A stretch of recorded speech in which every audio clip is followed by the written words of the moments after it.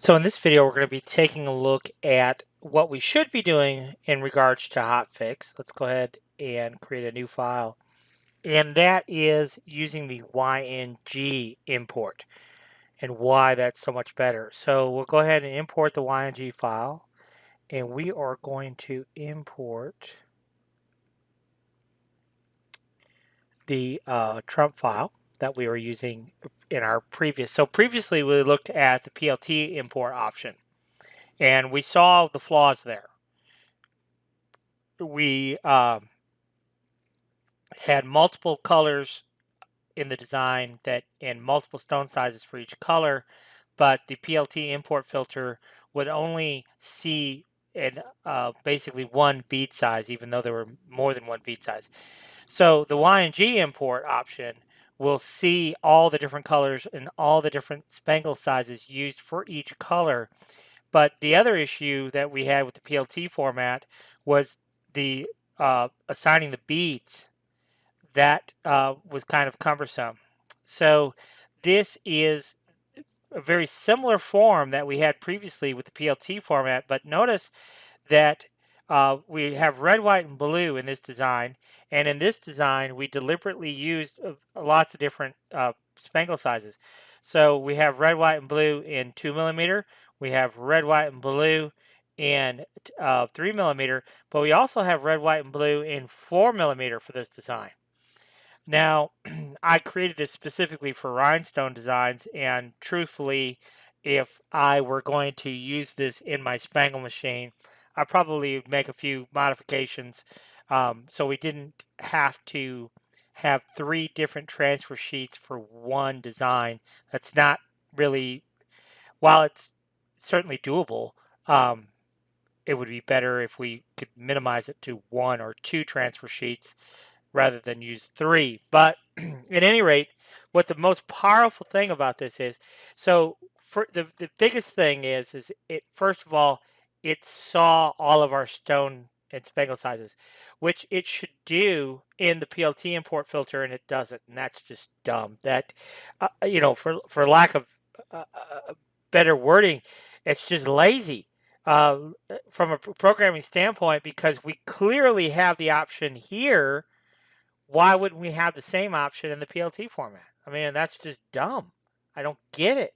That's what's so infuriating from a computer programming standpoint, that we absolutely should have that same functionality. But the bigger thing is, imagine going through here and then have to manually, even if the PLT format did see all the different spangle sizes, that's great, but have to go through this list and manually assign each bead? No. No, that's what drives me crazy. Especially given the number of designs we probably deal with on a daily basis that we would have. I mean, we just waste a lot of time. And so when we're using this YNG import option, we just click add to palette, and that's it. I mean, that's it. The software automatically assigns our beads. We're done.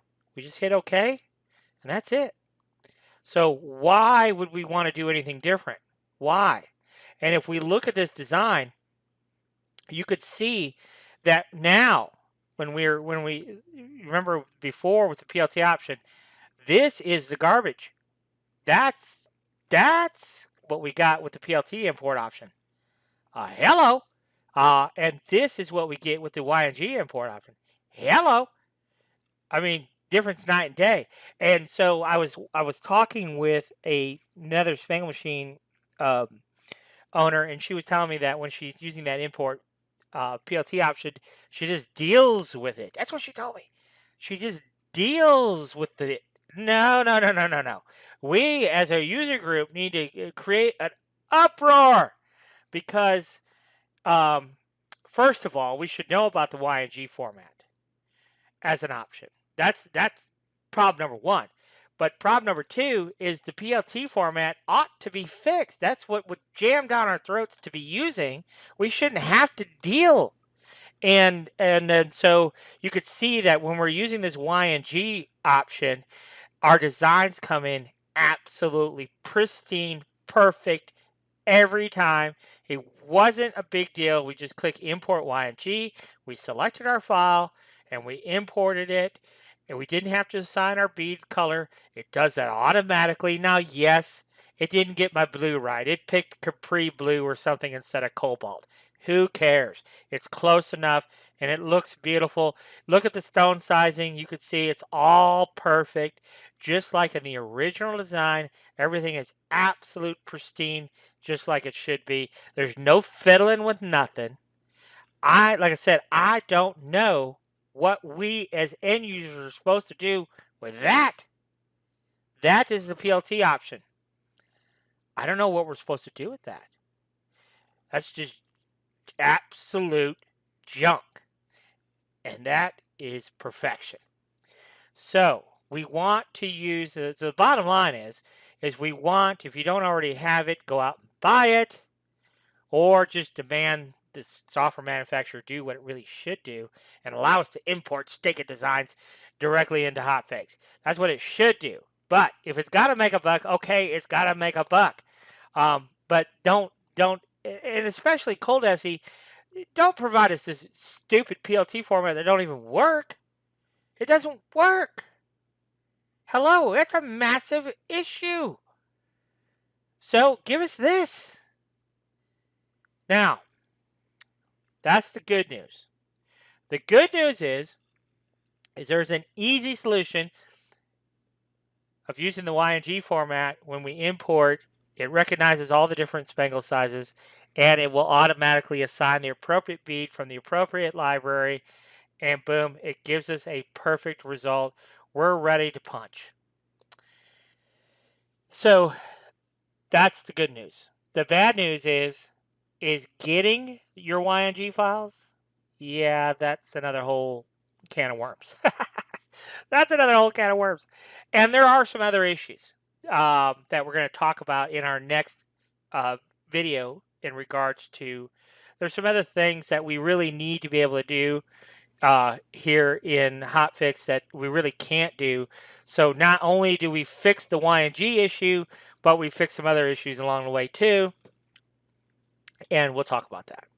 But I just wanted to show you this design using that YNG import filter. It's so much easier. And of course, like I said, the results speak for themselves. Really spot on. Very, very nice input design. And it's easy. You know, you saw that. Just import YNG, wait for it to import the file, and then click add to palette and save, and boom, you're done. And no more fiddling. It's all done. So that's the good part. Now we'll talk about, in our next video, we're going to talk about how we create YNG files and some of the other things that we fixed along the way that'll just make our output to our Spangle machines just that much simpler. So be sure and watch the next part, because the next part we're going to reveal how to create those YNG files fairly easily. It is fairly easy. And then you know, some other things that the software or EasyStone software will help us prepare those files, but also help us do some things here for Hotfix that we can't do in Hotfix that ultimately we need to do. So we'll talk about that in our next video. So make sure you watch part 3, please.